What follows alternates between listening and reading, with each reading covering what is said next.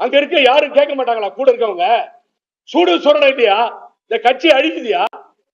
அடுத்த தேர்தல் நாசமா போய் காணாம போயிடுவீங்க. நீங்க ஒரு வெங்காயம் நடக்காது 26 அடி. யாருக்கும் அடிமையா சுத்துறானுங்க சார் பிஜேபிக்கு. இன்னைக்கு பாருங்க, அண்ணாமலை அழகா சொல்லிட்டார். எனக்கு அண்ணாமலை மேல ஒரே ஒரு கோவம். என்னுடைய நண்பர், அவர் நான் நேரில் சந்திச்சப்போ அப்படி ட்வீட் பண்ணாரு.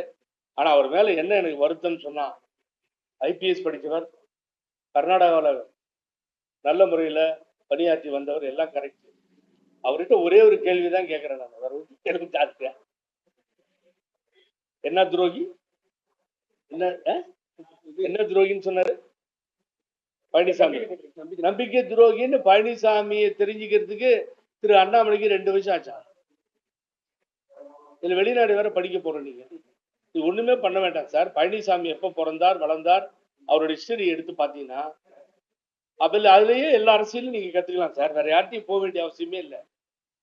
என்ன கேட்டீங்கன்னா நான் பக்கம் பக்கமா சொல்லுவேன். ரொம்ப அமைதியா இருப்பாரு. நானாவது பேசுவேன், அவர் பேச மாட்டார். அன்பா இருப்பாரு.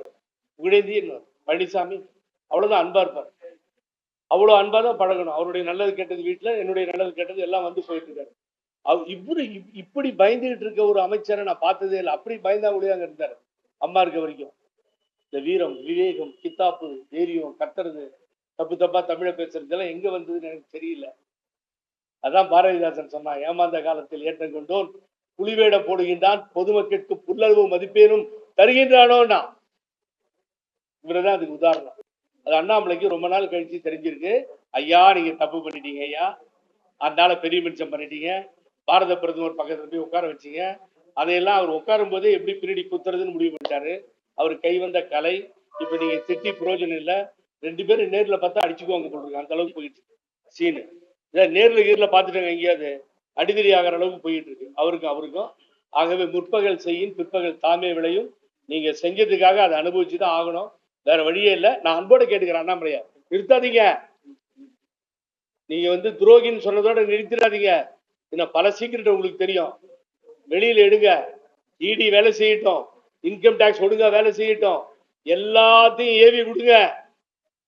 எவன் அயோக்கியத்தனம் பண்ணிருக்கானோ எல்லாத்தையும் பிடிச்சு உள்ள போடுங்க, நியாயமா போடுங்க. அப்புறம் எப்படி ஒருங்கிணைக்கிறதுன்னு எனக்கு தெரியும்.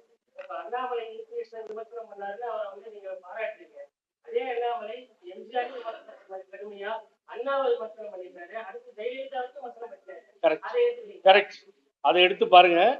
நான் நல்ல கேள்வி என்கிட்ட கேட்டீங்க. என்னுடைய தாயை விட, என்னுடைய தாய் ஜெயலலிதாவின் தாய் 100 மடங்கு உயர்ந்தவர். ஜெயலலிதாவை விட என்னுடைய மனைவி 1000 மடங்கு உயர்ந்தவர் அப்படின்னு சொன்ன உடனே இதே மாதிரி பெரிய பிரஸ் கூட்டி இங்கே வச்சிருக்கேன் தரேன். வெளியில நடமாடவே முடியாது அம்மாவை பத்தி பேசினான்னு சொல்லி மிக பெரிய அளவுல கண்டனத்தை தெரிவிச்சது யாருமே இல்லை. புகழேந்தி என்னுடைய நிர்வாகிகளை உட்கார வச்சு ஒசூர்ல பெரிய பிரஸ் மீட் பண்ணி பார்த்து நிதானமா பேசுங்க தவறான்.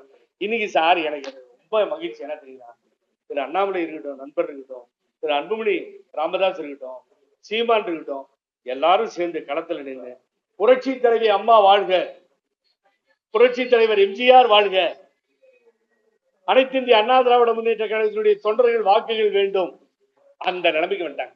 அதுதான் பெரியார் மண். அதுதான் பேரறிஞர் அண்ணா அவர்கள் இந்த ஆட்சி பீடத்திலே திராவிட இயக்கத்தை ஏற்படுத்திய பேரறிஞர் அண்ணா அவர்கள் உருவாக்கிய இயக்கத்தில் அவர்களை தலைமையேற்று வழிவந்த தலைவர்களை இன்றைய தினம் தேர்தல் களத்திலே வாழ்க என்று இந்த திராவிட இயக்கத்தினுடைய வரலாறு சொல்ல வைத்து விட்டது. நான் அன்போடு பொறுப்பாளர்